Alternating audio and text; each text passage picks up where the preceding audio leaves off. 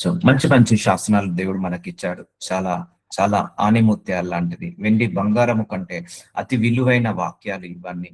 100 కోట్లు 1000 కోట్ల ఆస్తి కంటే చాలా ప్రాముఖ్యమైన కమెండ్మెంట్స్ దేవుడు మానవ జాతికి ఇచ్చాడు.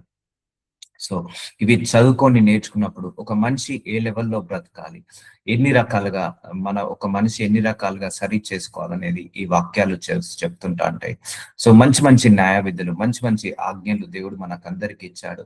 అదివన్నీ కూడా మానవ జాతిని ఒక స్టాండర్డ్ లివింగ్ లోకి నిలబెడతాయి. ఇవన్నీ కూడా ఒక మానవత్వాన్ని సూచిస్తాయి, ఒక మంచితనంలోకి నడిపిస్తాయి, ఒక దైవ మార్గంలోకి నడిపిస్తాయి. ఎందుకంటే మనిషి అనేవాడు తొలగిపోతాడు, తప్పిపోతాడు. వాడికి నచ్చినట్టుగా వాళ్ళు బతుకుతారు, ఎవరికి నచ్చినట్టుగా వాళ్ళు బ్రతుకుతారు. మనం భూలోకానికి వచ్చింది మనకు నచ్చినట్టుగా బ్రతకడానికి కాదు, దేవుడికి నచ్చినట్టుగా బ్రతకడానికే మనం భూలోకానికి వచ్చాము. సో కొన్ని కండిషన్స్ మనకు పెట్టాడు. ఆ కండిషన్స్ మన మంచికే, మన మేలుకే. కొన్ని యొక్క ఆజ్ఞలు, శాసనాలు దేవుడు తీసుకొచ్చాడు. అవన్నీ కూడా మనకు మేలు చేయడానికే. ఇప్పటి వరకు మనం చాలా చూసాము. ఒక 50 కండిషన్స్ చూసామా లేదా? 50 కమెండ్మెంట్స్ ఎంత బాగున్నాయండి. ఎవరు రాయలేరు ఇంత గొప్పగా ఈ వాక్యాలన్నిటిని కూడా. చూద్దాము. నిర్గమకాండము 23 అధ్యాయం 6 వచనం. దరిద్రుని వాద్యంలో న్యాయము విడిచి తీర్పు తీర్చకూడదు. సో న్యాయం ఎటువైపు ఉంటే అటే మాట్లాడమని దేవుడు చెప్తున్నాడు. కొంతమంది ధనవంతుల వైపు మాట్లాడతారు, పేదవాడి వైపు ఎవరు మాట్లాడరు, దరిద్రుడి వైపు ఎవరు మాట్లాడారు. సో న్యాయం ఎటుంటే అటే వైపు ఉండాలి. న్యాయాన్ని ఎప్పుడు కూడా న్యాయాన్ని ఎప్పుడు కూడా తిప్పకూడదు. న్యాయం ఉంటే న్యాయమే అనాలి, అన్యాయం ఉంటే అన్యాయమే అనాలి, కరెక్ట్ ఉంటే కరెక్ట్ అనాలి, రాంగ్ ఉంటే రాంగ్ అనాలి. అది ఎవరైనా పర్లేదండి. మీ భర్త తప్పు చేసినా ఇది తప్పు అని అడగాలి, మీ భార్య తప్పు చేసినా ఇది తప్పు అని చెప్పాలి, మీ పిల్లలు తప్పు చేసినా కూడా తప్పు అని చెప్పాలి, ఈవెన్ మీ తల్లిదండ్రులు తప్పు చేసినా కూడా తప్పు అనిపిస్తే తప్పు అని చెప్పాలి. అంతేకాని వాళ్ళను ఎవరిని కూడా వెనకేసుకురావద్దు. ఒకటే గుర్తుపెట్టుకోండి, మీ అందరికి ఒక మర్మం చెప్తాను, జాగ్రత్తగా వినండి. ఇప్పుడు కోర్టులో ఒక ముద్దాయిని నిలబెట్టారనుకోండి, జడ్జి ముందు అనేక మంది వచ్చి సాక్ష్యాలు చెప్తారు. ఇగో ఈయన ఇలాంటి వాడు, ఈయన అలాంటి వాడు, ఈయన మంచోడు, ఇలాంటి పనులు చేయడు, అది ఇది అని ముద్దాయి వైపుకు అందరూ అబద్ధ సాక్ష్యాలు చెప్తారు. కానీ మనందరము ఒక రోజు దేవుడి న్యాయపీఠం ముందు నిలబడతామండి. మనందరము కూడా అప్పుడు నీ భర్త నీ గురించి ఎక్స్ప్లెయిన్ చేయలేడు, నీ భార్య నీ గురించి మాట్లాడలేదు, నీ తల్లిదండ్రులు నీ గురించి మాట్లాడలేరు. ఇప్పుడు మన స్కూల్లో పిల్లలు ఏమైనా తప్పు చేశారనుకోండి, మనం వెళ్ళి మన పిల్లల తరఫున అపాలజీస్ చెప్పొచ్చు. మనం వెళ్ళి ఆ ప్రిన్సిపాల్ దగ్గర పిల్లల గురించి మనము సారీ చెప్పొచ్చు, లేకపోతే వాళ్ళ తరఫున మనం వాదించవచ్చు, వాళ్ళ తరఫున మనం చెప్పొచ్చు, వాళ్ళ తరఫున మనం ఏదో ఒకటి కన్విన్స్ చేయొచ్చు. కానీ దేవుడి ముందు ఎవరు కాదు, nobody going to speak about your mistakes, you only speak. అంటే దేవుడి ముందు ఎవరు నీ గురించి ఎక్స్ప్లెయిన్ చేయరు. నీ తల్లి చెప్పరు, నీ తండ్రి చెప్పరు, నీ భార్య, నీ భర్త, నీ పిల్లలు, నీ బంధువులు ఎవరు కూడా నీ గురించి ఎక్స్ప్లెయిన్ చేయరు. ఒక రోజు వస్తుంది, మన అందరము ఆయన ముందు నిలబడ్డప్పుడు మనమే నోరు తెరవాల్సి ఉంటుంది. దేవుడి ముందు మనమే నోరు తెరవాల్సి ఉంటుంది. మన తరఫున ఎవ్వరు మాట్లాడారు, గుర్తు పెట్టుకోండి. ఇప్పుడు ఒక పోలీస్ స్టేషన్కి వెళ్ళినా, కోర్టు కేసుకి వెళ్ళినా కూడా మన తరఫున 10 మంది వస్తారు మాట్లాడడానికి, లేకపోతే అబద్ధ సాక్ష్యాలు చెప్పొచ్చు, లేకపోతే మనల్ని కాపాడడానికి, మనల్ని రక్షించడానికి ఎంతో మంది మన గురించి ఫేవర్ గా మాట్లాడొచ్చు. కానీ దేవుడి దగ్గర అలా ఉండదండి. మనంతా మనమే అక్కడ నిలబడతాము. అని వేసే క్వశ్చన్లకు మనమే ఆన్సర్ చెప్పాలి. నీ మదర్ వచ్చి నీ గురించి ఎక్స్ప్లెయిన్ చేయదు దేవుడి దగ్గర, నీ ఫాదర్ వచ్చి నీ గురించి దేవుడి దగ్గర ఎక్స్ప్లెయిన్ చేయదు, నీ భర్త నీ గురించి వచ్చి ఎక్స్ప్లెయిన్ చేయలేడు, నీ పిల్లలు, నీ యొక్క బంధువులు, స్నేహితులు ఎవరు కూడా నీ గురించి వచ్చి ఎక్స్ప్లెయిన్ చేయలేరు. నీ గురించి నువ్వే అక్కడ ఎక్స్ప్లెయిన్ చేయాలి. You should open your mouth only, nobody going to save you there. అర్థమవుతుందా అండి? సో దరిద్రుని వాద్యంలో న్యాయము విడిచి తీర్పు తీర్చకూడదు. అందుకే మనం ఎటు న్యాయం ఉంటే అటువైపే మాట్లాడాలి. ఒకవేళ ఈరోజు నీ కూతురు తప్పు చేసింది, నువ్వు తప్పు చేసినా కూడా నువ్వు కప్పి పెట్టావు అనుకో, దేవుడి ముందు నువ్వు నిందుడు లాగా మారుతావు. లేకపోతే నీ కొడుకు తప్పు చేశాడు, లేకపోతే నీ కోడలు తప్పు చేసింది, మీ అత్తగారు తప్పు చేశారు, సో అయినా కూడా వాటన్నిటిని కప్పి పెట్టావు అనుకో, అంటే వాళ్ళందరికీ పబ్లిసిటీ చేయమని చెప్పట్లేదు, కానీ అందరూ కూడా ఇలా మాట్లాడొద్దు, ఇలా ఉండొద్దు అని ఒక డిసిప్లిన్ గా బతకమని చెప్తున్నాడు దేవుడు. సో అందుకే చాలా మంది కూడా దరిద్రుణ్ణి, పేదవాన్ని అనేకమైన అన్యాయ తీర్పు తీరుస్తారు. అలా అన్యాయ తీర్పు తీర్చకూడదు. అందుకే నువ్వు ఎప్పుడైనా కూడా కులాన్ని చూడొద్దు, మతాన్ని చూడొద్దు, ఎప్పుడైనా కూడా ఆ రంగుని చూడొద్దు, ఆస్తిపాస్తులను చూడొద్దు, స్టేటస్ ని చూడొద్దు, ఓన్లీ గుణాన్ని మాత్రమే చూడాలి. మన మనిషి లోపల చూడాల్సింది గుణము మాత్రమే, ధనము చూడకూడదు, చదువు చూడకూడదు, క్వాలిఫికేషన్ చూడకూడదు, మనిషి లోపల రంగుని చూడకూడదు. సో ఇవన్నీ కూడా వ్యర్థం అండి. వీటిని బట్టి మనం ఎప్పుడు కూడా మనము ఫాలో కావద్దు. ఇవన్నీ కూడా దేవుడికి నచ్చవు. నేను నిన్న చెప్పాను ఒక సందర్భంలో, సమానత్వము దైవతత్వము, సమానంగా ఉండాలి మనందరము. అబద్ధ నమ్మకునకు దూరముగా నుండుము. సో అబద్ధాలు మాట్లాడకుండా అబద్ధాలకు దూరంగా ఉండాలి. కొంతమంది అబద్ధాలు ఆడతారు, మన చేత కూడా ఆడిపిస్తారు. అలాంటి వాళ్ళకు మనం దూరంగా ఉండాలి. నిరపరాధినైనను నీతిమంతునైనను చంపకూడదు. సో వీళ్ళతో చాలా జాగ్రత్తగా ఉండాలండి. హంబుల్ మ్యాన్స్ తో చాలా జాగ్రత్తగా ఉండాలండి. కైండ్ మ్యాన్ తో, గుడ్ గుడ్ పీపుల్ తో చాలా జాగ్రత్తగా ఉండాలి. ఒక మోసగాడితో పెట్టుకున్నా కూడా నువ్వు బ్రతికి బయటపడతావు, కానీ ఒక తగ్గింపు తత్వం ఉన్న వ్యక్తితోటి, లేకపోతే కైండ్ హృదయం ఉన్న వ్యక్తితో పాటు, లేకపోతే నీతిమంతుడు జోలికి వస్తే మాత్రం బ్రతకలేమండి. ఎందుకంటే నీతిమంతుడు జోలికి వస్తే దేవుడు జోక్యం చేసుకుంటాడు. ఒక హంబుల్ మ్యాన్ జోలికి వస్తే దేవుడు జోక్యం చేసుకుంటాడు. నిరపరాధి జోలికి వస్తే దేవుడు జోక్యం చేసుకుంటాడు. కొంతమంది కొంచెము జ్ఞానము తక్కువగా ఉంటారు, వాళ్ళను ఇన్సల్ట్ చేస్తారు. అలా చేయకూడదండి. సో నేను దుష్టుని నిర్దోషిగా ఎంచను. సో ఇవన్నీ జాగ్రత్తగా చూసుకోవాలి. అబద్ధం నాకు దూరంగా ఉంటామంటున్నాడు. నిరపరాధి అంటే ఏ అపరాధం చేయకపోయినా నీతిమంతుని చంపకూడదు. సో నీతిమంతుని జోలికి రాకూడదు, ఎప్పుడైనా పరిశుద్ధుని జోలికి రాకూడదు. ఎప్పుడైనా తగ్గించుకుంటారు కొంతమంది, వాళ్ళని తగ్గించుకుంటారు చూసారా, వాళ్ళ జోలికి అస్సలు రావద్దండి. చాలా గొప్ప పనిష్మెంట్స్ వస్తాయి. నీతిమంతుడి జోలికి అస్సలుకు వెళ్ళొద్దండి. వాళ్ళ మీదకి పనిష్మెంట్స్ ఘోరంగా వస్తుంటా ఉంటాయి. మనము బ్రతకలేము వాళ్ళ జోలికి వెళ్తే, ఎందుకంటే పనిష్మెంట్స్ అంతా తీవ్రంగా ఉంటాయి. నీతి పంతుల పక్షాన దేవుడు నిలబడతాడు. నిరపరాధుల పక్షాన దేవుడు నిలబడతాడు. పరిశుద్ధుల పక్షాన దేవుడు నిలబడతాడు. పవిత్రుల పక్షాన దేవుడు నిలబడతాడు. మంచి వాళ్ళ పక్షాన దేవుడు నిలబడతాడు. నేను దుష్టుని నిర్దోషిగా ఎంచను. ఆయన ఎవరు తప్పు చేస్తే తప్పు అని అంటాడు, కానీ తప్పుని ఒప్పు అన్నాడు, ఒప్పుని తప్పు అన్నాడు. కానీ మనం అలాగే అంటాము. మనం తప్పైతే ఒప్పు అంటాం, ఒప్పు అయితే తప్పు అంటాం. అలా ఎప్పుడు కూడా చేంజ్ చేయొద్దండి. న్యాయాన్ని ఎప్పుడు కూడా చేంజ్ చేయదు. అందుకే ధర్మాన్ని కాపాడాలి, మనం న్యాయాన్ని కాపాడాలి. ఈ దిశగా మనం ప్రయాణించాలి. చెప్పాలంటే ఇప్పుడు నీతి అనే వర్డే భూలోకంలో వినకుండా అయిపోయింది. మంచితనం అనే వర్డే లేదు భూలోకంలో.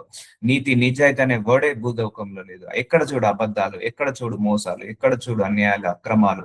అందుకే నీతిమంతుని ఎప్పుడు కూడా జాగ్రత్తగా నేను నిన్న చెప్పాను, కొంతమంది జోలికి పోవద్దు అని.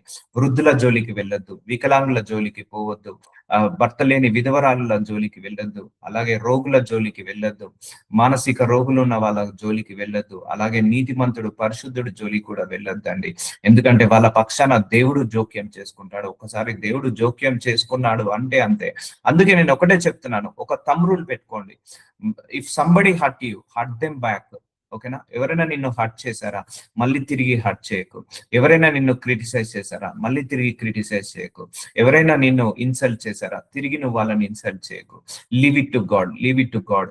అందుకే ఒక మనిషి ఇంకో మనిషిని బాధపరచుకోకూడదు. ఈ కమెంట్మెంట్స్ అన్ని కూడా అవే చెప్తున్నాయి. ఒక మనిషి ఇంకో మనిషిని మోసం చేసుకోకూడదు. ఒక మనిషిని ఇంకో మనిషిని చంపకూడదు. ఒక మనిషి ఇంకో మనిషిని అన్యాయం చేయకూడదు, మోసం చేయకూడదు అని దేవుడు ఈ వాక్యాలన్నీ చెప్తున్నాడు. ఇదే మహాపాపం. ఇన్ని రోజులు మనకు తెలియకుండానే మన మనుషులందరి గురించి చెడ్డగా మాట్లాడాము. అట్లా మాట్లాడొద్దండి, అది గొప్ప పాపం అండి బైబిల్ ప్రకారము. ఇప్పుడు ఈ కమెంట్మెంట్స్ అన్ని కూడా దేని గురించి చెప్తున్నాడు ఇక్కడ చూడండి. దరిద్రుని వాద్యంలో న్యాయము విడిచి తీర్పు తీర్చకూడదు. దరిద్రుడు అంటే ఎవడు? వాడు మనిషే. ధనవంతుడు అంటే ఎవరు? వాడు మనిషే. నువ్వు ధనవంతుడివైనా పర్లేదు, దరిద్రుడివైనా పర్లేదు, ఇంకొక మనిషిని నువ్వు మోసం చేయకు. అంతే కమెంట్మెంట్. అంతే. నువ్వు చదువుకున్నోడివైనా మంచిదే, చదువుకోలేని నిరక్షరాస్యుడైనా మంచిదే. నువ్వు ఇతరులను చంపకూడదు. అంతే కమెంట్మెంట్. అంటే ఒక మనిషిని ఇంకో మనిషిని చంపే హక్కు దేవుడికి ఇవ్వలేదు. ఒక మనిషిని ఇంకో మనిషిని అన్యాయం చేసే హక్కు దేవుడు మనకందరికి ఇవ్వలేదు. సో ఇది గొప్ప పాపము. అందుకే ఇవన్నీ మనిషి చేయలేకపోతున్నాడు కాబట్టి నూతన నిబంధనలో ఒక కమెంట్మెంట్ తీసుకొచ్చాడు. నీ వలే నువ్వు పొరుగువాన్ని ప్రేమించు, ఇక చాలు, ఇవన్నీ నువ్వు నెరవేర్చిన వాడవవుతావు అన్నాడు దేవుడు. లంచము తీసుకోనకూడదు. సో క్రైస్తవులు ఎప్పుడు కూడా ఉద్యోగంలో లంచాలు తీసుకోకూడదు. లేకపోతే వాళ్ళు చేస్తున్న పనిలో కానీ, లేకపోతే ఏదైనా నీకు ఇచ్చిన పని నువ్వు చేసేసేయి. నీ నీ నీ యొక్క శాలరీ కాకుండా ఎక్కువగా కూడా నువ్వేమీ ఆశించకూడదు. లంచం తీసుకోకూడదండి. క్రైస్తవులము ఎవరం కూడా లంచాలు తీసుకోవద్దు. ఇప్పుడు చాలా మంది గవర్నమెంట్ ఆఫీస్ లో వాళ్ళకి జీతం వస్తది, అయినా కూడా వాళ్ళు లంచాలు అడుగుతారు. ప్రైవేట్ ఆఫీస్ లో కూడా వాళ్ళకి జీతం వస్తది, అయినా కూడా లంచాలు అడుగుతారు. సో లంచము తీసుకోనకూడదు. లంచము దృష్టి గల వానికి గుడ్డితనము కలుగచేసి, ఎందుకంటే లంచం తీసుకుంటే అబద్ధాన్ని సత్యంగా మారుస్తారు, సత్యాన్ని అబద్ధంగా మారుస్తారు. ఎందుకంటే లంచము మనిషికి గుడ్డితనాన్ని కలుగచేస్తుంది. ఈ ఈ యొక్క లోకంలో అన్యాయాలు, అక్రమాలు, మోసాలు, దొంగతనాలు, వ్యభిచారాలు ఎందుకు జరుగుతున్నాయంటే ఈ లంచాలు ఇవ్వడం వల్ల కూడా ఎంటర్టైన్ చేస్తున్నారు. ఇప్పుడు ఒక మనిషి తప్పు చేస్తాడు, పోలీస్ స్టేషన్ కో కోర్టు కేసుకి వెళ్తారు, లాయర్ కో పోలీస్ కో ఒక 1000-10,000 పడేస్తారు. సో పడివేసి అది అన్యాయాన్ని న్యాయంగా తీర్చేస్తారు. లంచం తీసుకొని, లంచం ఎందుకు తీసుకుంటారండి? అక్కడ నువ్వు మోసం చేస్తున్నావు కాబట్టే లంచం తీసుకుంటావు. లంచం ఎందుకు తీసుకుంటారండి? అక్కడ ఎక్కడో అన్యాయం జరుగుతుంది కాబట్టే, అన్యాయం చేయాలి కాబట్టే నువ్వు లంచం తీసుకుంటావు. చేయాల్సిన పని చేయాలి. ఇప్పుడు గవర్నమెంట్ ఆఫీస్ లో కూడా సర్టిఫికేట్స్ ఇవ్వాలి. ఏదైనా డెత్ సర్టిఫికేట్ కానీ, బర్త్ సర్టిఫికేట్ కానీ, లేకపోతే రిజిస్ట్రేషన్ డాక్యుమెంట్స్ కానీ, అన్నిటికి కూడా లంచాలు తీసుకుంటారు. సో లంచాలు మనిషికి మంచిది కాదు, గుడ్డితనాన్ని కలుగచేస్తాయి. అంటే న్యాయాన్ని అన్యాయంగా మారుస్తుంది, అన్యాయాన్ని న్యాయంగా మారుస్తుంది. లంచం తీసుకునే ప్రతి ఒక్కవాడు కూడా దేవుడి దృష్టికి అవినీతి పరుడే. లంచం తీసుకునే ప్రతి ఒక్కవాడు కూడా దేవుడి దృష్టికి అన్యాయస్తుడే, అక్రమస్తుడే. నీతిమంతుల మాటలకు అపార్థము చేయించును. అంతే కదండి, తప్పు చేయని వాడిని కూడా తప్పుగా మార్చేస్తుంది. నీతిమంతుల మాటలకు అపార్థం చేయించును. వాళ్ళు అనకున్నా కూడా అన్నారని చెప్పమంటారు. ఇప్పుడు కొంతమంది కోర్టు కేసులో ఉంటారు, వాళ్ళు ఏం చేస్తారు, నీకు 1000 రూపాయలు ఇస్తా, వాళ్ళు తప్పు చేయకుండా చేశారని చెప్పంటారు, లేకపోతే చేసినా చేయకుండా అంటారు. అట్లా అబద్ధ సాక్ష్యాలు చెప్పిస్తారు. నేను చెప్తున్నా కదా, ఇవన్నీ దేవుడు చూస్తుంటా అంటాడు, అన్ని పైనుంచి చూస్తుంటా అంటాడు, అన్ని లెక్క రాస్తుంటా అంటాడు. మనము భూలోకంలో మనము ఎన్ని ఆస్తులు కూడబెట్టాము అది దేవుడు లెక్క రాయడు. ఎన్ని ల్యాండ్స్ కొనుక్కున్నామో దేవుడు లెక్క రాయడు. ఎన్ని కార్లు కొనుక్కున్నావో దేవుడు లెక్క రాయడు. ఎన్ని కిలోల బంగారం కొనుక్కున్నావో లెక్క దేవుడు రాయడు. నువ్వు ఎన్ని మంచి కార్యాలు చేశావో, ఎన్ని చెడ్డ కార్యాలు చేశావో, ఎన్ని నీతి కార్యాలు చేశావో, ఇవే లెక్కలు దేవుడు రాస్తాడు. అందుకే fear of God is very very important. ఈ లంచం అనేది ఏంటిదంటే అన్యాయపు సిరి, అది నరకానికి తీసుకెళ్తుంది. ఎందుకంటే ఆ లంచం తీసుకునే వాళ్ళు ఎప్పుడు కూడా వాళ్ళు ఇతరులను మోసం చేయడానికో, ఇతరులను అన్యాయం చేయడానికో, ఇతరులను న్యాయాన్ని అన్యాయంగా మార్చడానికే తీసుకుంటారు ఆ డబ్బు ఆశీర్వాదము కాదు. అది తీసుకొచ్చి నీ పిల్లలకు పెడతావనుకో, వాళ్ళు సరిగా చదువుకోరు, వాళ్ళు సరిగా పెరగరు, వాళ్ళు సరిగా ఆరోగ్యంగా ఉండలేరు. ఇప్పుడు చాలా మంది అన్యాయాలు, అక్రమాలు, మోసాలు చేసి డబ్బు సంపాదించిన వాళ్ళందరికీ కూడా విపరీతమైన మెంటల్ టెన్షన్స్, విపరీతమైన ఫైనాన్షియల్ ప్రెజర్స్, విపరీతమైన కోర్టు కేసులు, విపరీతమైన పిల్లలు డ్రగ్స్ కి అడిక్ట్ కావడం, లేకపోతే అనారోగ్య సమస్యలు రావడం జరుగుతుంది. అందుకే నీతిగా నిజాయితీగా 10,000 సంపాదించిన మంచిదే, అది మనకు ఆశీర్వాదం. దేవుడు దాన్ని ఇరుకులో విశాలతను కలిగ చేస్తాడు. అన్యాయం, అక్రమము, మోసము చేసి లక్షలు సంపాదించి తర్వాత అవన్నీ హాస్పిటల్ ఫిల్లు కట్టడానికి, లేకపోతే పిల్లలు చెడిపోతే వాళ్ళందరినీ కూడా మార్చడానికి జరుగుతుంది. కాబట్టి నీతిగా బ్రతకాలి అంటే మనం సంపాదించే సంపాదన కూడా లంచము లేకుండా, మనకు ఏ శాలరీ అయితే మనకి ఇస్తారో ఆ శాలరీలో తిని తృప్తి పొందాలి. ఇరుకులో విశాలత కలుగ చేస్తాడు. నీకు శాలరీ సరిపోకపోతే ఇంకా కొత్తగా వేరే బిజినెస్ పెట్టుకో, అంతేకాని లంచాలకు అలవాటు కాకు. పరదేశిని బాధింపకూడదు. ఫారెన్ లోకి వచ్చినప్పుడు, మన దేశానికి వచ్చినప్పుడు పరదేశులను బాధింపకూడదు. పరదేశి మనస్సు ఎట్లుండనో మీరు ఎరుగుదురు. మీరు ఐగుప్త దేశంలో పరదేశులై ఉంటిరి కదా. ఒకప్పుడు ఇజ్రాయేలీల ప్రజలు ఐగుప్త దేశంలో పరదేశులై ఉన్నారు. దేవుడు ఆ దేశం నుంచి విడుదల కలిగించి వేరే దేశానికి తీసుకొచ్చినప్పుడు, వేరే దేశం నుంచి ఎవరైనా వస్తే వాళ్ళని ఇబ్బంది పెట్టద్దు. ఇప్పుడు మీరు చూడండి, సౌత్ ఆఫ్రికా, ఘనా, నైజీరియా, అలాంటి దేశాలలో కొన్ని బీద దేశాల్లో స్మగ్లింగ్ ఎక్కువగా ఉంటుంది. ఆ దేశాలకు ఎవరైనా కొత్త వాళ్ళు వెళ్ళారంటే వాళ్ళను కిడ్నాప్ చేసేస్తారు. కొత్త వాళ్ళు వెళ్ళారంటే వేరే దేశస్తులు, ఇప్పుడు వాళ్ళు చూస్తే అందరూ నల్లగా ఉంటారు, కొంచెం వాళ్ళకి కనపడ్డది వీళ్ళు వేరే దేశం నుంచి వచ్చారు అంటే వాళ్ళను నిలువు దోపిడీ చేయడం, వాళ్ళని దగ్గర అన్ని తీసుకొని చంపివేయడము, లేకపోతే వాళ్ళను కొట్టడము. ఎందుకంటే వాళ్ళు పరదేశులు అంటే బలహీనులు కదా, వాళ్ళకు కొట్టినా తిట్టినా ఎవరు అనేవాళ్ళు ఎవరు ఉండరని వాళ్ళను హింసిస్తారు. అందుకే ఇండియాలో కూడా కొంతమంది వేరే ఫారెన్ కంట్రీ నుంచి వచ్చినప్పుడు వాళ్ళ మీద గ్యాంగ్ రేప్ చేయడం, వాళ్ళని కొట్టడం, ఇన్సల్ట్ చేయడం. అందరూ ఇన్సల్ట్ చేస్తుంటా ఉంటారు. ఇప్పుడు ఫారినర్ ఉన్నారనుకోండి, తెల్లోడు అని ఇన్సల్ట్ చేస్తుంటా అంటారు. లేతే వాళ్ళ గురించి నెగెటివ్ గా మాట్లాడుతుంటా అంటారు. సో ఫారెన్ కంట్రీ నుంచి మన ఇండియాకి ఎవరైనా వచ్చారనుకోండి, చాలా మందిని చూసాను. వాళ్ళని క్రిటిసైజ్ చేయడం, వాళ్ళని ఇన్సల్ట్ చేయడం, వాళ్ళ లాంగ్వేజ్ కాబట్టి, వాళ్ళ వాళ్ళ డ్రెస్సింగ్ స్టైల్ కాబట్టి, లేకపోతే వాళ్ళ యొక్క కలర్ ని బట్టి ఎన్నో రకాలుగా వాళ్ళను నెగిటివ్ గా మాట్లాడుతుంటా అంటారు. అలా మాట్లాడద్దు. వాళ్ళను నిలువు దోపిడీ చేస్తుంటా అంటారు.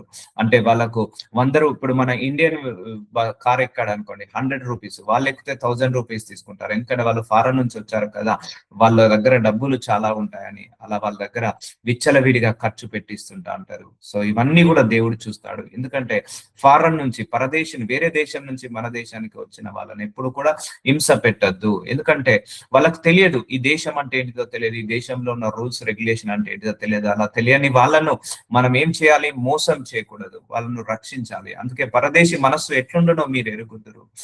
పరదేశి యొక్క మనసు ఏముంటది? వాడికి ఏమీ తెలియదు. ఇప్పుడు మనమే ఉన్నాము, వేరే దేశానికి వెళ్ళాము, అక్కడ రూట్ తెలియదు మనకు, అక్కడ రూల్స్ అండ్ రెగ్యులేషన్స్ తెలియదు. వాళ్ళు ఎవరైనా ఆ దేశస్తులు మనల్ని ఎవరైనా మోసం చేస్తే అది బాగుంటుందా? సో పరదేశిని మోసం చేయడం అది అన్యాయము అని దేవుడు చెప్తున్నాడు. చూసారండి, ప్రతి ఒక్క పాయింట్ దేవుడు ఎలా రాసి పెట్టాడు. Each and every point is very very important. ఇవన్నీ కూడా మానవత్వాన్ని చూపిస్తాయి, ఇవన్నీ దైవతత్వాన్ని చూపిస్తాయి, ఇవన్నీ మంచితనాన్ని చూపిస్తాయి. 6 సంవత్సరంలో నీ భూమిని విత్తి దాని పంట కూర్చుకొనవలెను. అంటే కష్టపడాలి. నువ్వు ప్రతి సంవత్సరం కష్టపడాలి. ఎప్పుడైనా కూడా కష్టపడి పని చేయడంలో జాప్యం చేయకూడదు. కష్టపడాలి ఎప్పుడైనా కూడా. ఆ కాలంలో భూములుండే, పంటలుండే. భూమిని విత్తి దాని పంట కూర్చుకొనవలెను 6 సంవత్సరములు. 7వ సంవత్సరం దాని బీడు విడవవలెను. అప్పుడు నీ ప్రజలలోని బీదలు తినిన తర్వాత మిగిలినది అడవి మృగములు తినవచ్చును. నీ ద్రాక్ష తోట విషయంలోను, నీ ఒలివ తోట విషయంలోను అలాగుననే చేయవలెను. అంటే నువ్వు సంపాదించిన సంపాదనలో కొంత బీద వాళ్ళకి ఇవ్వండి అని దేవుడు చెప్తున్నాడు. నువ్వు కష్టపడి సంపాదించుకో, కొంత నీ కుటుంబానికి పెట్టుకో, కొంత నీ సంఘానికి పంపించు, కొంత నీ బీద వాళ్ళకి ఇవ్వు. అప్పుడు దేవుడు నిన్ను ఆశీర్వదిస్తాడు. ఎందుకంటే మనల్ని దేవుడు ఆశీర్వదించేది 10 మందికి ఆశీర్వాదకరంగా మార్చడానికే. సరే, ఇక్కడ ఏదైనా పెట్టుకోండి, ద్రాక్ష తోటనే పెట్టుకోండి, ఒలివ తోటనే పెట్టుకోండి, లేకపోతే సాఫ్ట్వేర్ జాబ్ పెట్టుకోండి, బిజినెస్ పెట్టుకోండి, ఏదైనా పెట్టుకో. నువ్వు తిని తృప్తి పొందిన తర్వాత నీ ప్రజలలో బీదలు తిన్న తర్వాత మిగిలినది అడవి మృగములు తినవచ్చు. అంటే నువ్వు తిన్న తర్వాత కొంత సొమ్ముని, నీ ఆహారంలో కొంత సొమ్ముని పేదవాళ్ళకు కూడా ఇవ్వు అని అంటున్నాడు దేవుడు. సో అందుకే ఇచ్చే గుణము దేవుడు ఎప్పుడు కూడా యాక్సెప్ట్ చేస్తాడు, ఆశించే గుణాన్ని ఎప్పుడు కూడా యాక్సెప్ట్ చేయడు. నువ్వు సంపాదించిన సంపాదనలో నువ్వు తిను, నీ పిల్లల్ని తినిపించు, ఎంతో కొంత మిగులితే అది దేవుడికి అప్పచెప్పు, కొంత పేదవాళ్ళకు అప్పచెప్పు. అది ఏమి కాదు, అది నీకే ఆశీర్వాదం. దేవుడు అప్పుడే మల్టిప్లై చేస్తాడు. ఇచ్చే చేతిని దేవుడు ఎప్పుడైనా ఆశీర్వదిస్తాడు. ఇక్కడ దేవుడు ఏం చెప్తున్నాడంటే, నీ గురించి మాత్రమే సెల్ఫిష్ గా ఆలోచించుకోకు, పేదవాళ్ళ గురించి కూడా ఆలోచించు. ఎందుకంటే నిన్ను ఈ ఒక స్థాయిలో నిలబెట్టాను, ఒక స్థాయిలో కూర్చోబెట్టాను కాబట్టి నిన్ను ఈ స్థాయి నుంచి ఇంకా స్థాయికి పెంచుతాను. సో నీ ద్వారా అనేక మందిని ఆశీర్వదిస్తాను అని అంటాడు. 6 దినములు నీ పనులు చేసి, సో 6 దినములు పని చేయాలి. వారంలో 7 రోజులు ఉన్నాయి కదండి, 6 రోజులు మనం కష్టపడాలి. సో ఇప్పుడు మనకు సాఫ్ట్వేర్ వచ్చింది కాబట్టి 5 డేసే, 5 వర్కింగ్ డేసే, ఇట్స్ ఓకే, 5 డేస్ అయినా ఉండనివ్వండి. సో మనం ప్రతిరోజు కష్టపడి పని చేయాలని దేవుడి చిత్తము. ఎందుకంటే సోమరిపోతులను దేవుడు ఆశీర్వదించాడు, చురుకుగా ఉండే వాళ్ళని ఆశీర్వదిస్తాడు, కష్టపడి పనిచేసే తత్వం ఉన్న వాళ్ళను ఆశీర్వదిస్తాడు. హంబుల్ గా ఉండాలి, కైండ్ గా ఉండాలి, గుడ్నెస్ గా ఉండాలి. ఇలాంటి వాళ్ళనే దేవుడు లిఫ్ట్ అప్ చేస్తాడు. యథార్థ హృదయం కలిగి ఉండాలి. అందుకే ఒక ప్రేయర్ పాయింట్ చెప్తున్నాను, రాసుకోండి. అయ్యా, నా మనసులో, నా ఆలోచనలో, నా తలంపులో ఎక్కడ కూడా ఓవర్ కాన్ఫిడెన్స్ ఉంటే తీసివే ప్రభా. కొంతమందికి ఓవర్ కాన్ఫిడెన్స్ ఉంటది, ఆ ఓవర్ కాన్ఫిడెన్స్ తీసివేయమని అడగండి. ఈగో ఉంటది కొంతమందికి, ఆ ఈగోని తీసివేయమని అడగండి. ఈగో కట్ చేయమని అడగండి. ఆ ఈగో ఉన్న, ఓవర్ కాన్ఫిడెన్స్ ఉన్న, బిహేవియరల్ ఇష్యూస్ ఉన్న, యాటిట్యూడ్ ఇష్యూస్ ఉన్న, ఇవన్నీ కూడా తీసేయమని అడగండి. ఇవన్నీ మంచివి కాదు. ఎందుకంటే కొంతమందికి కష్టపడే తత్వం ఉండదు. కొంతమందికి ఈ ఈగో ప్రాబ్లమ్స్ ఉంటాయి. నేనేంటి కష్టపడాలా? నేనేంటి కష్టపడాలా? కష్టపడడానికి నువ్వు ఏ పనైనా పర్లేదండి. కష్టపడి పని చేయడంలో దేవుడు ఎప్పుడు కూడా జాప్యం చేయడు. దేవుడు ఎప్పుడు కూడా ఏమనుకోడు. సో కొంతమందికి ఆ ఈగో ప్రాబ్లం ఉంటది. కష్టపడి పని చేయడం అన్న ఈగో ప్రాబ్లం ఉంటది. కొంతమందికి లోపల ఏంటిది బిహేవియరల్ ఇష్యూ ఉంటది. యాటిట్యూడ్ ఇష్యూ ఉంటది. కొంతమందికి లోపల ఇవన్నీ ఈ ఇష్యూస్ అన్నిటి నుంచి మనం ఏం చేయాలి? బయటికి రావాలి. అందుకే ఒళ్ళొంచి కష్టపడే పని మనం కలిగి ఉండాలి. ఒళ్ళొంచి కష్టపడాలి.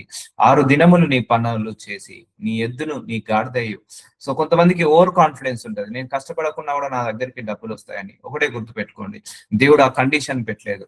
మనం ఎంతగా కష్టపడితే దేవుడు అంతగా మనల్ని హెచ్చిస్తాడు. సో 6 దినములు నీ పనులు చేసి పని చేసుకోమంటున్నాడు. నీ ఎద్దును నీ గాడిదయు నీ దాసి కుమారుడను పరదేశు విశ్రయించినట్లు 7వ దినమున ఊరికై ఉండవలెను. సో 6 రోజులు కష్టపడి 7వ రోజు నువ్వు రెస్ట్ తీసుకుంటున్నాడు. ఒకప్పుడు పొలం పనులు ఉండేది. ఆ పొలం పనిలో 6 రోజులు పొలం పని చేసుకొని 7వ రోజు మందిరానికి వచ్చేవాళ్ళు. ఆ 6 రోజులు కూడా ఆ పొలం పనికి పశువులను ఉపయోగిస్తారు. ఇప్పుడు ఎద్దు ఉన్నదండి. పొలం దున్నాలంటే ఎవరు కావాలి? ఎద్దులు కావాలి, ఆవులు కావాలి. సో ఆ ఆదివారం నాడు ఆ విశ్రాంతి దినమున ఆ ఆ ఎద్దులకు కూడా నువ్వు పని చెప్పొద్దు అని దేవుడు కండిషన్ పెట్టాడు. నీ ఇంట్లో పని వాళ్ళు ఉన్నా, నీ ఇంట్లో పరదేశి ఉన్నా, నీ ఇంట్లో జంతువులు ఉన్నా కూడా వాటికి పని చెప్పొద్దు. ఇప్పుడు ఇప్పుడు ఊర్లలో మనం చూస్తాము పంట పొలాలు వేసే వాళ్ళను, వ్యవసాయం పండించే వాళ్ళను. వాళ్ళు ఆదివారం కూడా వాళ్ళు వ్యవసాయం చేస్తారు. ఆదివారం కూడా ఏంటిది పొలాలను దున్నుతారు. అది ఎద్దులను, గాడిదలను లేకపోతే ఆవులను ఉపయోగించి దున్నుతారు. సో అవన్నీ కూడా చేయదు. సండే రోజు you should take the rest. 6 రోజులు కష్టపడాలి, 7వ రోజు విశ్రాంతి తీసుకోవాలి అని దేవుడు చెప్తున్నాడు. 7వ దినమున ఊరికను ఏ పని పెట్టుకోవద్దు అని అంటున్నాడు. సో ఈవెన్ ఆ ఇంట్లో ఎద్దున్న గాడిదున్న వాటి చేత బరువులు కూడా మోపించకూడదు. వాటి చేత పొలం పనులు కూడా చేపించకూడదు. ఒకవేళ పని వాళ్ళు ఉంటే వాళ్ళకు కూడా రెస్ట్ ఇవ్వాలి. నువ్వు పని చేసుకొని నువ్వు కూడా రెస్ట్ తీసుకోవాలి. ఎందుకంటే రెస్ట్ తీసుకుంటే మళ్ళా మనకు నెక్స్ట్ వీక్ అంతా కూడా మంచి ఇంకా వర్క్ చేయడానికి ఎనర్జీ ఉంటుంది, రిఫ్రెష్మెంట్ ఉంటుంది. సో నేను మీతో చెప్పిన వాటన్నిటిని జాగ్రత్తగా గైకొనవలెను. చూసారా, అన్నిటిని అంటున్నాడు. మీతో చెప్పిన వాటన్నిటిని జాగ్రత్తగా గైకొనవలెను. ఇప్పటి వరకు ఒక 100 ఇచ్చాడా లేదా? ఒక 100 ఇన్స్ట్రక్షన్స్ దేవుడు మనకి ఇచ్చాడు. అన్నిటిని జాగ్రత్తగా తెలుసుకో అంటున్నాడు. అన్నిటిని జాగ్రత్తగా నడుచుకో అంటున్నాడు. చదువుకో అంటున్నాడు. వేరొక దేవుడు పేరు ఉచ్చరింపకూడదు. నువ్వు వేరే దేవుడి పేరుని కూడా ఉచ్చరించకూడదు. అది నీ నోట నుండి రానియ తగదు. సో మనం ఇలా కమెంట్మెంట్స్ అన్నిటిని కూడా ఉపయోగించాలి. వేరే అన్య జనుల దేవుళ్ళ పేర్లు కానీ, అన్య జనుల ఆచారాల దేవుళ్ళ పేర్లు కానీ ఉచ్చరించకూడదు. అది నోటి నుంచే రానియద్దు అని అంటున్నాడు. సో ఇన్ని కండిషన్స్ పెట్టి దేవుడు నువ్వు చదువుకోమన్నాడు. ఇన్ని కండిషన్స్ పెట్టి నువ్వు జాగ్రత్తగా రాసుకోమన్నాడు. జాగ్రత్తగా ప్రవర్తించమన్నాడు, ఆలోచించమన్నాడు, ఆచిచూచి అడిగేయమన్నాడు. సో ఇవన్నీ మంచియే కావండి, చాలా మంచిది. మానవత్వాన్ని సూచిస్తున్నాయి, మంచితనాన్ని సూచిస్తున్నాయి. ఈ కండిషన్స్ అన్ని కూడా భయపడతారు అందరూ కూడా. భయపడద్దు, ఇష్టపడాలి. వీటన్నిటిని ఇష్టపడాలి. మనిషిని జాగ్రత్తగా పరలోకానికి తీసుకెళ్తాయి ఈ కమెంట్మెంట్స్ అన్నిటి కూడా. ఇప్పుడు ఇవన్నీ కొట్టిపెట్టేవంటాయా? ఇప్పుడు యేసుప్రభు వారు మరణించారు కదా, ఇవన్నీ కొట్టివేయబడ్డాయా? కొట్టివేయబడలేదండి. కాకపోతే మనకు రావాల్సిన శిక్ష రాకుండా కొట్టివేయబడ్డాయి. కానీ ఇవన్నిటిని కూడా పాటించాలి. ఇప్పుడు యేసుప్రభు వారు వచ్చాడు. ఇప్పుడు కృపా కాలంలో ఉన్నామని విగ్రహారాధన చేయడం కరెక్టా? వ్యభిచారం చేయడం కరెక్టా? మోసం చేయడం కరెక్టా? అన్యాయం చేయడం కరెక్టా? కాదు కదా. సో ఇవన్నీ కూడా కండిషన్స్ దేవుడు ఎందుకు ఇచ్చాడు చెప్పండి? ఒకటే నేను గ్రహించిందల్లా ఒకటే, ఒక మనిషిని ఇంకో మనిషిని చీట్ చేయకుండా ఉండడానికే, ఒక మనిషిని ఇంకో మనిషిని బాధ పెట్టకుండా ఉండడానికే ఈ కండిషన్స్ అన్ని కూడా దేవుడు తీసుకొచ్చాడు. సంవత్సరమునకు 3 మార్లు నాకు పండుగ ఆచరింపవలెను. పులియని రొట్టె పండుగ ఆచరింపవలెను. సో ఇది ఇప్పుడు అవసరం లేదు. మనమంతా కూడా క్యారెక్టర్ మీద మనం చూసుకుంటున్నాము.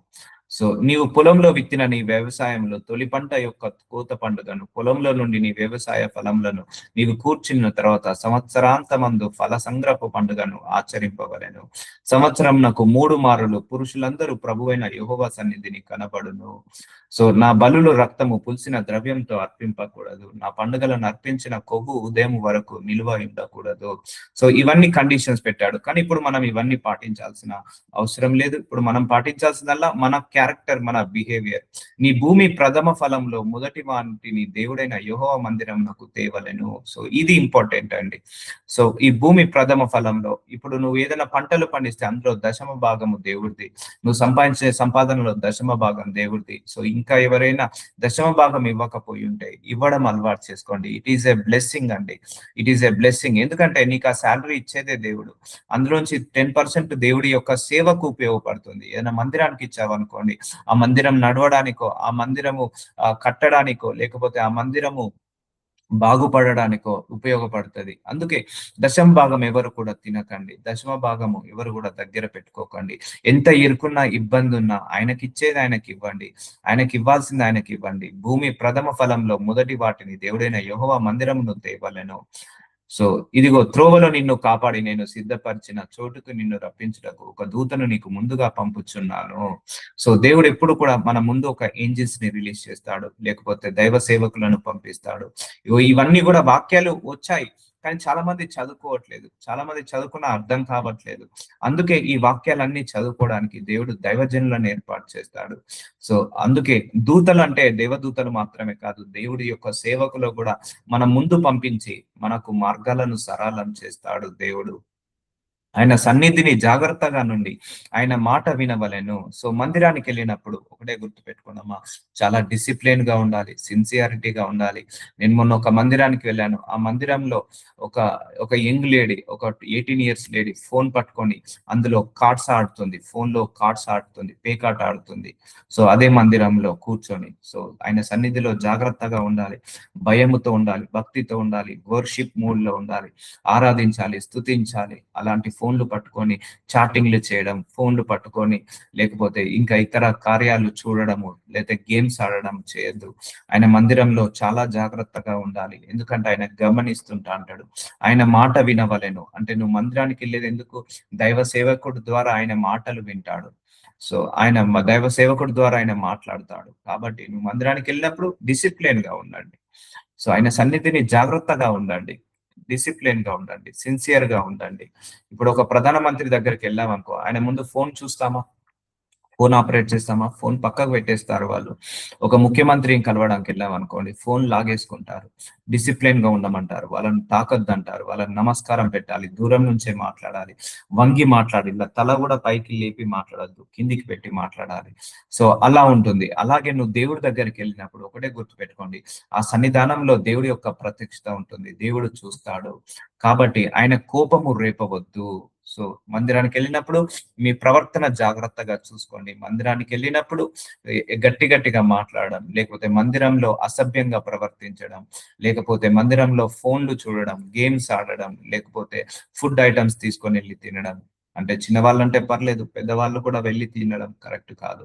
మందిరం అంటే ఒకటే గుర్తు పెట్టుకోండి, అక్కడ దేవుడి సన్నిధి, అక్కడ ఆరాధన ఉండాలి, స్తుతి ఉండాలి, అక్కడ దేవుడి యొక్క వాక్యం ఉండాలి, బలమైన ప్రార్థనలు జరగాలి, సాక్ష్యాలు ఉండాలి. ఇది మందిరము అంటే. ఈ కల్చర్ ని మనం ఎప్పుడు కూడా పాడు చేయొద్దు. దేవుడి యొక్క కోపాన్ని రేపినట్టే మీ అతిక్రమములను ఆయన పరిహరింపడు, నా నామము ఆయనకున్నది. సో ఆయన మన అతిక్రమాలన్నిటిని కూడా తుడిచివేయడు. సో ఎందుకంటే ఇవన్నీ చాలా ఇంపార్టెంట్, ఇవన్నీ తీసుకొచ్చాడు దేవుడు. అయితే నీవు ఆయన మాటను జాగ్రత్తగా విని నేను చెప్పిన యావత్తు చేసిన యెడల నీ శత్రువులకు శత్రువును, నీ విరోధులకు విరోధునై ఉందును. చూసారా, నువ్వేం చేయకు, నువ్వు ఆయన కమెంట్మెంట్స్ ని నేర్చుకొని ఆ కమెంట్మెంట్స్ ప్రకారం నడువు. ఆయన ఆజ్ఞలు, ఆయన శాసనాలు, ఆయన న్యాయ విధులు నేర్చుకొని దాని ప్రకారంగా నడువు చాలు. మిగిలిన అన్ని ఆయన్నే చూసుకుంటాడు. నీ శత్రువులను ఆయన్నే చూసుకుంటాడు, నీకు విరోధంగా లేచే విరోధులను ఆయన్నే చూసుకుంటాడు. నువ్వు చేయాల్సిందల్లా ఒకటే, ఈ కమెంట్మెంట్స్. ఆయన మాట వినే వాళ్ళంటే ఆయనకు చాలా ఇష్టం అండి. ఇప్పుడు అంతే కదా, మన పిల్లలు మనం చెప్పినట్టు మన మాట విన్నారు అనుకోండి, మనం ఇష్టపడతాము. అలాగే ఈ దేవుడి యొక్క ఆజ్ఞలు, శాసనాలు ఆయన మాటలు అండి. ఆయన యొక్క తలంపులు, ఆయన యొక్క ఉద్దేశాలు, ఆయన యొక్క ఆలోచనలు, ఇవన్నీ కూడా ఆయన ఆలోచనల నుంచి, ఆయన తలంపుల నుంచి, ఆయన ఉద్దేశాల నుంచి బయటకు వచ్చాయి ఇవన్నీ కూడా. సో వీటన్నిటిని మనం ఏం చేయాలి? నేర్చుకోవాలి. నేర్చుకొని దాని ప్రకారంగా నడవాలి. నువ్వు నాకు నీ ఇష్టం వచ్చినట్టు బ్రతుకు, నీ ఇష్ట ప్రకారం బ్రతుకకు అని అంటున్నాడు. సో జాగ్రత్తగా వినమంటున్నాడు. నేను చెప్పిన యావత్తు అన్నిటిని కూడా ట్రై చేయంటున్నాడు. సో అందుకే నీవేనా కన్ఫ్యూజన్ లో ఉన్నావా, ఎలాంటి డిసిషన్ తీసుకోవాలి అని కన్ఫ్యూజన్ లో ఉన్నావా, చెక్ బైబిల్లో దేవుడు ఏం చెప్పాడో చెక్ చేసుకోవాలి ఎప్పుడైనా కూడా. నీ శత్రువులతో ఎలా డీల్ చేయాలి, నీ పన్నులతో ఎలా డీల్ చేయాలి. సో ఒకటే గుర్తుపెట్టుకోండి, లైఫ్ లో ఒక థంబ్ రూల్: మనము ఇంకొకరిని బాధ పెట్టద్దు, మనము ఇంకొకరిని విమర్శించద్దు, మనము ఇంకొకరిని దూషించద్దు, మనము ఇంకొకరిని హత్య చేయొద్దు, మనం ఇంకొకరిని మోసం చేయొద్దు. ఒక మనిషి ఇంకో మనిషిని మోసం చేయనంత వరకు నువ్వు సేఫ్ జోన్ లో ఉన్నట్టే. ఒక మనిషిని ఇంకో మనిషిని అన్యాయం చేయనంత వరకు నువ్వు సేఫ్ జోన్ లో ఉన్నట్టే.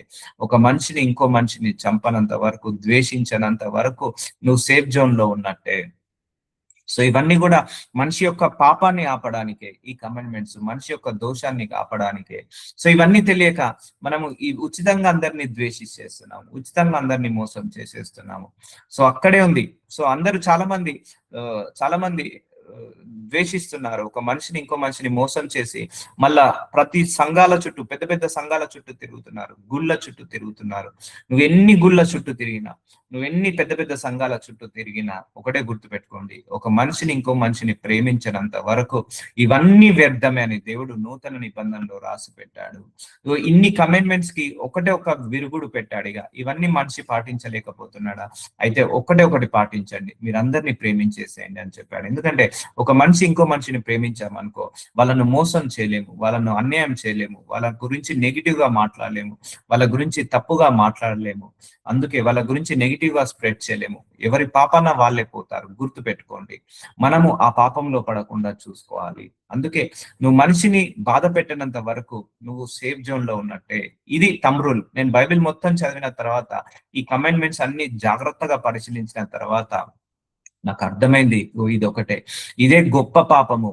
సో అందరూ ఇగో మనిషిని ద్వేషిస్తున్నాడు, మనిషిని హింసిస్తున్నాడు, మనిషిని కొడుతున్నాడు, మనిషిని తిడుతున్నాడు, మనిషి మీద అబద్ధ సాక్ష్యాలు చెప్తున్నాడు, మనిషి మీద అన్యాయం అక్రమం చేస్తున్నాడు. మళ్ళా ఆదివారం వచ్చి దేవా దేవాన్ని మోకరించి ప్రార్థనలు చేస్తున్నాడు. సమాధానం ఎక్కడొస్తుంది?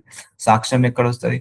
మళ్ళా సోమవారం నుంచి శనివారం వరకు అన్ని అన్ని అన్ని మోసాలు, అన్ని అక్రమాలు, మనిషిని ఎలా పడితే అలా ట్రీట్ చేస్తున్నాడు, తిడుతున్నాడు, విమర్శిస్తున్నాడు.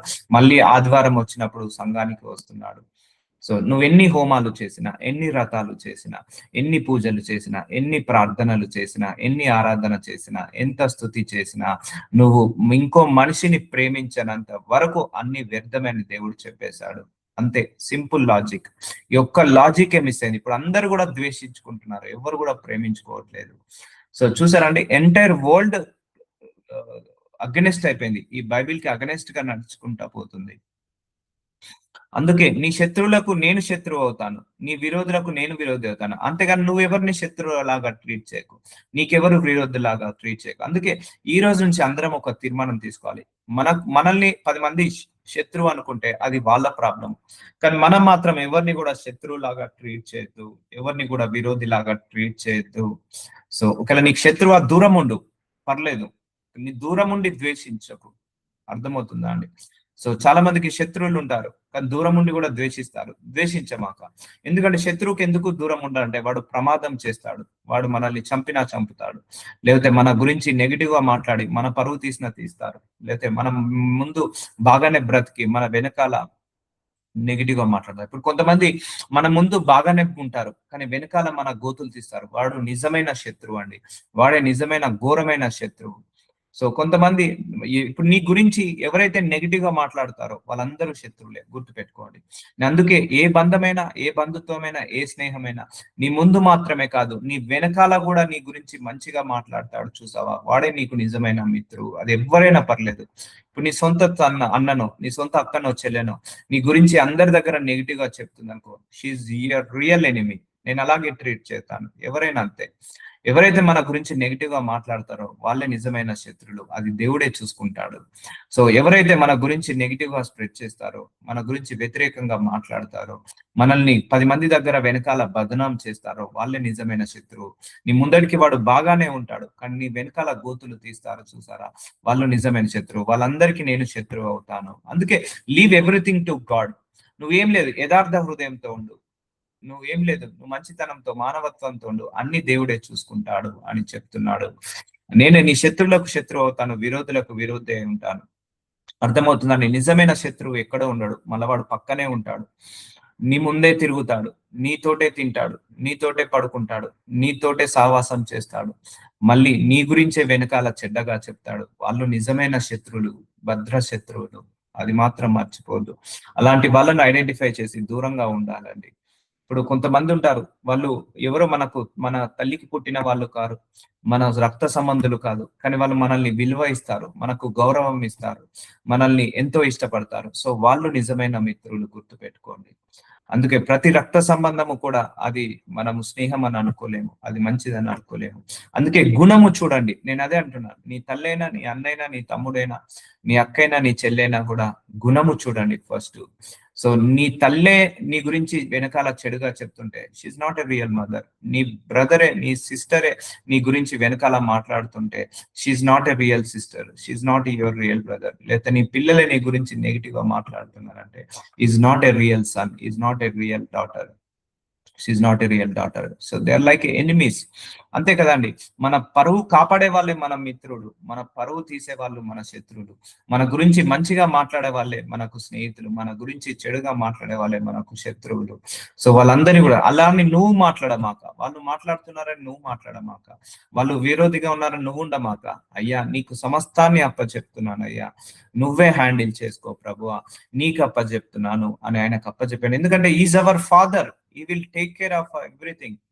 మనల్ని ప్రొటెక్ట్ చేయాల్సిన బాధ్యత దేవుడికి ఉంది, మనల్ని కాపాడుకోవాల్సిన బాధ్యత దేవుడికి ఉంది. కాబట్టి ఒకటే గుర్తు పెట్టుకోండి, ఎవరైనా, నా లైఫ్ లో నేను నేర్చుకున్నది ఇది ఒకటే, మన ముందు మాత్రమే కాదు, మన వెనకాల కూడా మన గురించి నిజంగా మాట్లాడే వాళ్ళు, మన గురించి హానర్ చేసేవాళ్ళు, మనల్ని గౌరవించే వాళ్ళు, మనల్ని హృదయపూర్వకంగా ప్రేమించే వాళ్ళు, వాళ్ళే నిజమైన మిత్రులు, వాళ్ళే నిజమైన బంధువులు, వాళ్ళే నిజమైన స్నేహితులు. That is I learn from my life. అది. సో అందుకే never speak about any person negatively. ఎవరి గురించి మీరు నెగిటివ్ గా వాళ్ళు మాట్లాడుకుంటారా, మాట్లాడుకోనివ్వండి. ఎందుకంటే దేవుడి ముందు మనం ఇవన్నీ లెక్కప్ప చెప్పాలి. సరే వాళ్ళు మాట్లాడారు, మరి నువ్వెందుకు మాట్లాడావు? దేవుడు ఇదే అడుగుతాడు. అవును, నేనున్నాను కదా, నేనున్నాను, పగ తీర్చుకోవడం నా పని అన్నాడు దేవుడు. సో ఈ కమెంట్మెంట్స్ అన్ని దేవుడు మనిషికి ఇచ్చేసి నువ్వు ఫాలో కమ్మని చెప్పాడు. నువ్వు కమెంట్మెంట్స్ ఫాలో కా. నేను నీ శత్రువులను నేను చూసుకుంటాను, నీ మిత్రులను నేను చూసుకుంటాను, నీ విరోధులను నేను చూసుకుంటాను, నీ బంధువులను నేను చూసుకుంటాను, నిన్ను హింసించే వాళ్ళను, నిన్ను బాధించే వాళ్ళను I will take care of them. Why are you take care of them? So that is not your problem, that is not your role, that is not your responsibility, this is my responsibility. And your enemies will become a my enemies. అర్థమవుతుందండి? మన enemies అందరూ కూడా దేవుడికి enemies ఎప్పుడు అవుతారంటే, నువ్వు ఈ కమెంట్మెంట్స్ ని పాటించినప్పుడు, ఆయన మాటను జాగ్రత్తగా విని చెప్పినది యావత్తు చేసిన ఎడల. సో నువ్వు ఆయన మాట విని ఆయన చెప్పింది నువ్వు చెయ్యి, అంతే. అంతే. దేవుడు తప్పొద్దన్నాడు, తప్పిపోకు. తొలగిపోవద్దన్నాడు, తొలగిపో. మాట్లాడొద్దన్నాడు, మాట్లాడద్దు. చెడుగా స్ప్రెడ్ చేయకన్నాడు, చేయకు. అర్థమవుతుందా? అందుకే నీ గురించి ఎవరైనా చెడుగా మాట్లాడితే నీకు వినపడకపోవచ్చు, దేవుడికి వినపడుతుంది. దేవుడికి తెలుసు ఎవరు శత్రువులో, నీ వెనకాల ఎవరు మిత్రులో. అందుకే నువ్వు చేయాల్సిందల్లా నీ బైబిల్ చదువుకో, నువ్వు ప్రార్థించుకో. ఈ లోకం వైపు చూడకు, ఈ అవమానాల వైపు చూడకు, నిందల వైపు చూడకు, దేవుడి వైపే చూడు, ఆయన ఆజ్ఞల వైపే చూడు, ఆయన ఆజ్ఞ ప్రకారంగా నడువు. ఎవరితోటి గొడవలు పెట్టుకోకండి. If somebody hurt you, hurt them back. అర్థమవుతుందా? Don't hurt them back. ఒకవేళ నిన్ను ఎవరైనా బాధపరిచారా, మళ్ళీ తిరిగి వాళ్ళను బాధపరచకండి. సో ఎవరైనా మిమ్మల్ని విమర్శించారా, తిరిగి వాళ్ళను విమర్శించకండి, దేవుడికి వదిలేసేయండి. అందుకే ఒక మాట ఉంటది, ఊరుకుంటే ఉసిరే తాకుతుందని. సో ఊరుకోండి, మౌనంగా ఉండాలి. అలానే వాళ్ళు చెడిపోవాలని కాదు, వాళ్ళ మనసు హృదయం స్వస్థత పడి వాళ్ళు కూడా మారు మనసు పొందుకోవాలని ప్రార్థించాలి. అందుకే ఎవరైనా విమర్శిస్తే మళ్ళీ మనం తిరిగి విమర్శించద్దు. ఇది దేవుడు పెట్టిన కండి. అంటే ఒక మనిషిని నువ్వు మళ్ళీ ట్రీట్ చేయొద్దు. ఒక మనిషి నీతో ఎలా ట్రీట్ చేశాడో అదే మనిషితో నువ్వు అలాగే ట్రీట్ చేయకు అని అంటున్నాడు. ఒకప్పుడు మనం అందరం ఇలాగే ట్రీట్ చేసాం. వాడు ఒక మాట అంటే మనం 2 మాటలు అనడం, వాళ్ళు 10 మాటలు అంటే మనం 20 మాటలు అనడం, ఇలాగే ట్రీట్ చేసాం. బట్ ఇప్పుడు దేవుడు ఎలా ట్రీట్ చేయమంటున్నాడు? షట్ యువర్ మౌత్ అంటున్నాడు, క్లోజ్ యువర్ మౌత్ అంటున్నాడు. I will take care of it, I will run the show అంటాడు దేవుడు. నేనే రన్ చేస్తాను ఈ షో అంటున్నాడు. ఎట్లనగా నా దూత నీకు ముందుగా వెళ్ళును, అమోరీలు, హిత్తీలు, పెరిజీలు, కనానీలు, హివ్వీలు, యోబిసీలు వారున్న చోటకు నిన్ను రప్పించును, నేను వారిని సంహరించేదను. చూసారా? దేవుడే మన శత్రువులను సంహరిస్తాడు. You can focus on God only, you can focus on commandments only. అర్థమవుతుందా? దేవుడు వద్దు అన్నాడు అంటే వద్దు, ఇక చేయమన్నాడు అంటే చేయమన్నాడు. సో మాట్లాడొద్దు అన్నాడు అంటే మాట్లాడొద్దు. సో నేను వాళ్ళని చూసుకుంటాను. Don't fight with your enemies, don't fight with anybody. గుర్తుపెట్టుకోండి, మళ్ళీ చెప్తున్నాను, ఎవరితో ఫైట్ చేయకండి, ఎవరిని ద్వేషించకండి, ఎవరిని బాధ పెట్టకండి, ఎవరిని విమర్శించకండి, ఎవరిని దూషించకండి. వాళ్ళు చేసినా మీరు చేయకండి, మనం చేయకుండా కాపాడుకుందాం. ఎందుకంటే వాళ్ళు చేసి వాళ్ళు గొప్ప వాళ్ళు కారులేరు. నువ్వు మౌనంగా భరించినప్పుడు నువ్వు గొప్పదానివి అవుతావు. దేవుడు నీ పక్షాన నిలబడతాడు. మన శత్రులందరినీ ఆయనే సంహరిస్తాడు. దస్ ఈస్ ద కమెంట్మెంట్. అర్థమవుతుందండి? ఈ కమెంట్మెంట్స్ ని మనం జాగ్రత్తగా అబ్జర్వ్ చేయాలి, కమెంట్మెంట్స్ అన్నిటిని. So will continue tomorrow. Lord Jesus చాలా గొప్ప వచనాలు మా అందరికి బయలుపరచావు నాయన. అయ్యా, ఇన్ని కమెంట్మెంట్స్ లో, ఒక్కొక్క కమెంట్మెంట్స్ లో ఇంత గొప్ప మర్మాలు ఉన్నాయని మాకు తెలియదు నాయన. అయ్యా, గొప్ప గొప్ప మర్మాలను మాకు బయలుపరుస్తున్నావు. ఒక మనిషి ఎన్ని రకాలుగా సరిదిద్దానో అన్ని రకాలుగా సరిదిద్దున్నావు. ఒక శిల్పకారుడు ఒక రాయిని తీసుకొని ఎలాగైతే చెక్కుతాడో, మమ్మల్ని కూడా ఒక రాయిని చెక్కినట్టుగా మమ్మల్ని అందరినీ కూడా చెక్కుతున్నందుకు మీకే మహిమ, మీకే ఘనత, మీకే ప్రభావం యుగ యుగముల వరకు కలుగును కాక. ఆమేన్.